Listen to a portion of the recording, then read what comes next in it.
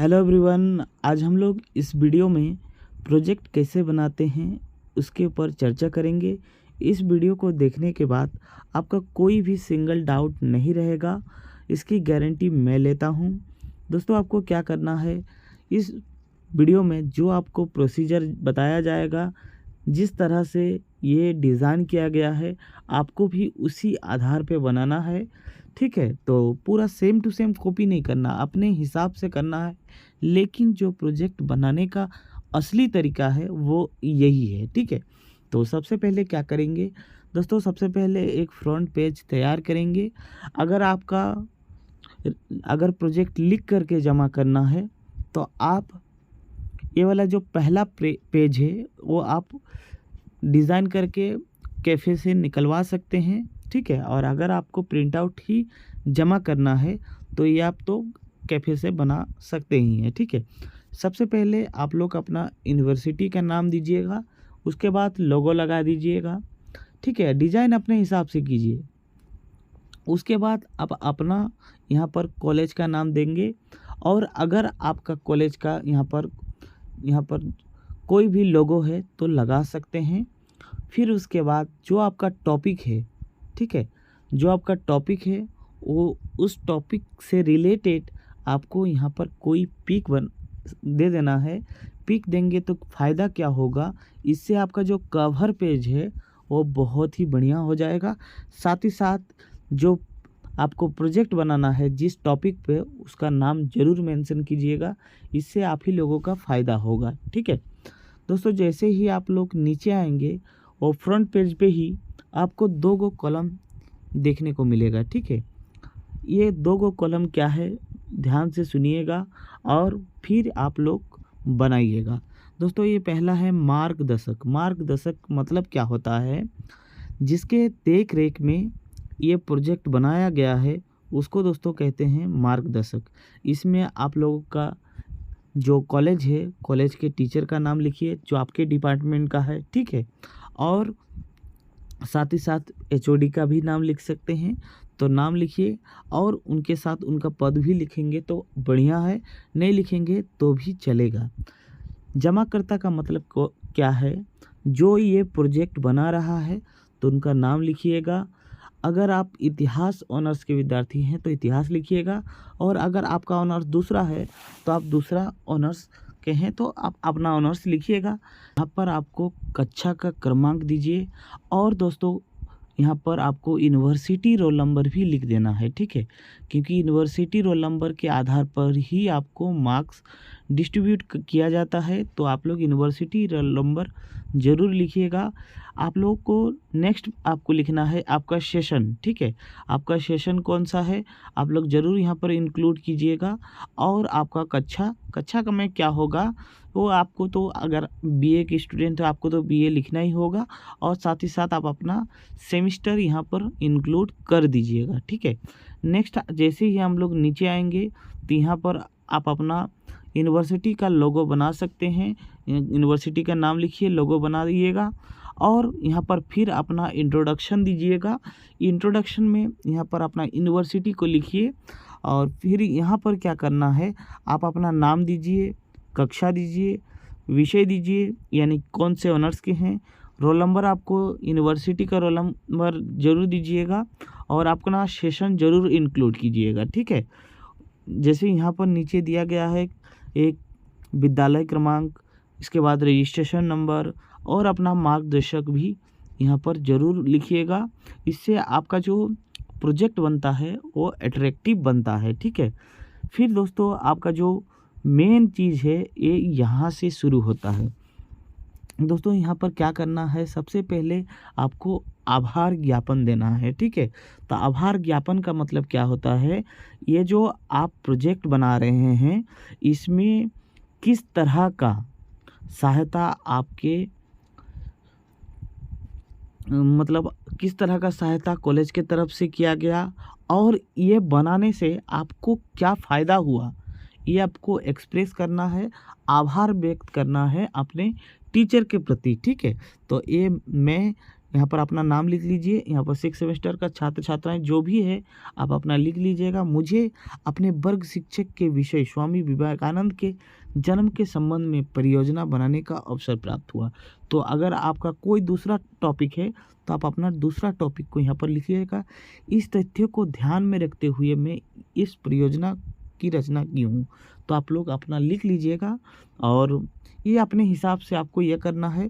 और बाद में क्या करना है, इस परियोजना के संकलन के लिए मैं अपने विद्यालय का नाम मेंशन कर दीजिएगा और यहाँ पर अपने टीचर का नाम भी लिख लीजिएगा। उसके बाद वहाँ पर आपको आभार व्यक्त करना है और ऐसे ही करके आपको पूरी तरह से लिख लेना है। और नीचे आपको अपना नाम और यूनिवर्सिटी, सॉरी दोस्तों, यहाँ पर अपना कॉलेज का नाम इंक्लूड कर देना है। ठीक है।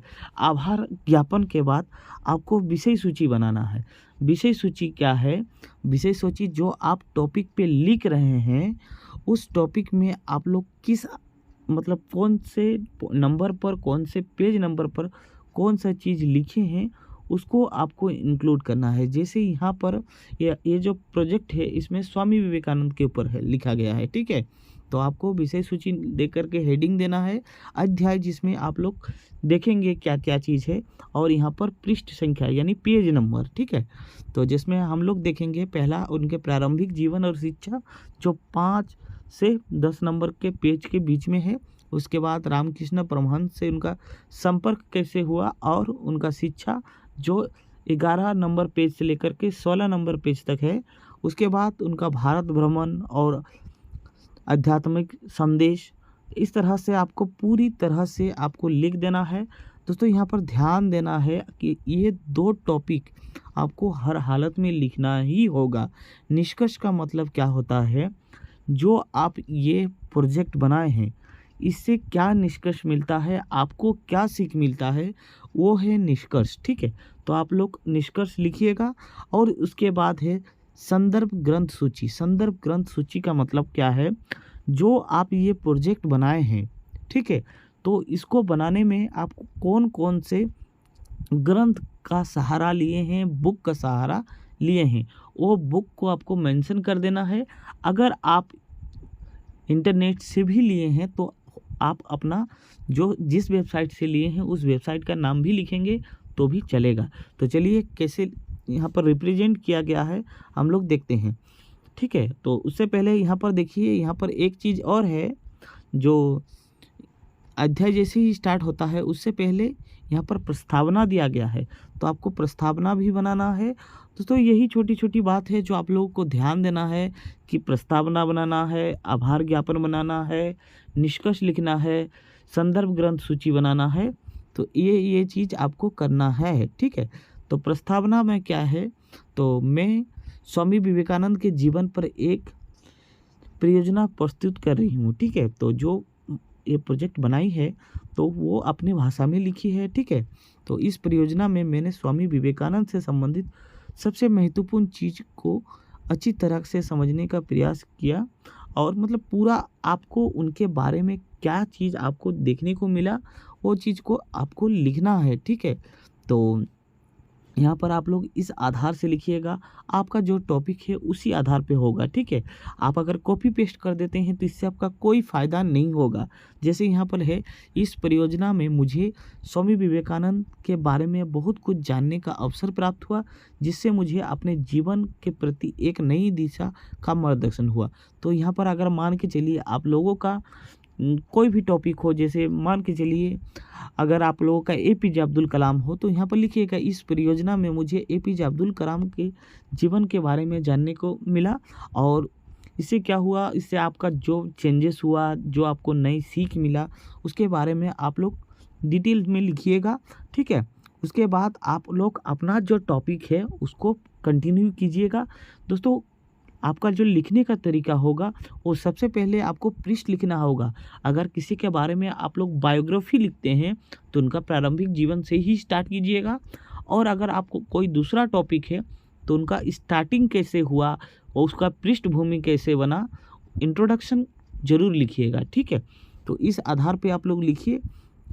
तो आप लोग देखते जाइए, जैसे यहाँ पर प्रारंभिक जीवन है, प्रारंभिक जीवन बहुत ही अच्छा रिप्रेजेंट किया गया। साथ ही साथ बीच बीच में आप लोग फ़ोटो का भी प्रयोग कर सकते हैं।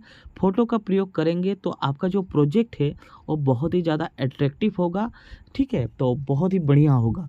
तो यहाँ पर स्वामी विवेकानंद जी के फ़ोटो दिया गया है जो बहुत ही सुंदर है, और उनके बारे में बहुत फ़ोटो लगाया गया हो। पहले हम लोग देखे प्रारंभिक जीवन, उसके बाद रामकृष्ण परमहंस से उनका किस तरह से मतलब ये हुआ, संपर्क हुआ, उनसे क्या शिक्षाएं ली गई, ठीक है।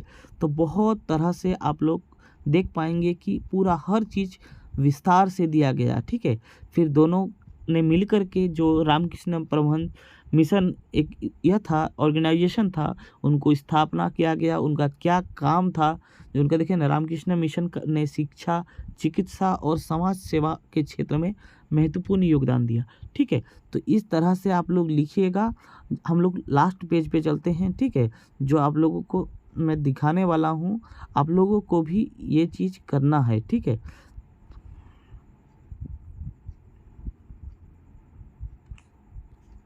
ध्यान दीजिएगा, ठीक है, ध्यान दीजिए। ऐसे ही आपको भी लिखना है, ठीक है। लास्ट में निष्कर्ष लिखना है। निष्कर्ष में क्या होगा, जो आप ये प्रोजेक्ट बनाए हैं, तो इससे क्या निष्कर्ष निकलता है। स्वामी विवेकानंद का जीवन हमें यह सिखाता है कि आत्म साक्षात्कार और सेवा का मार्ग ही सच्चा मार्ग है। यानी उनसे हम लोग को क्या सीख मिलता है, क्या निष्कर्ष मिलता है इस प्रोजेक्ट को बनाने का, ये आपको लिखना है। आप लोग देख पा रहे हैं कितना सुंदर से लिखा गया है, बहुत ही बढ़िया, ठीक है। तो इस आधार पे आप लोग को निष्कर्ष लिखना है, और निष्कर्ष लिखने के बाद यहाँ पर संदर्भ ग्रंथ सूची आप लिख सकते हैं, ठीक है। और ये जो संदर्भ ग्रंथ सूची है, ये आप पहले भी लिख सकते थे।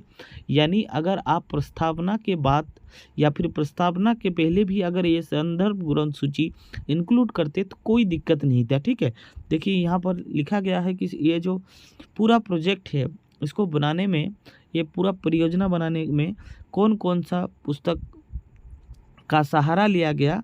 तो आप लोग भी इस तरह से जो पुस्तक का सहारा लेंगे तो यहाँ पर इंक्लूड कर दीजिएगा। बहुत ही सुंदर से इंक्लूड किया गया है, ऐसे ही आप लोग भी लिखिएगा, ठीक है। तो इस तरह से आप लोग को भी प्रोजेक्ट बनाना है।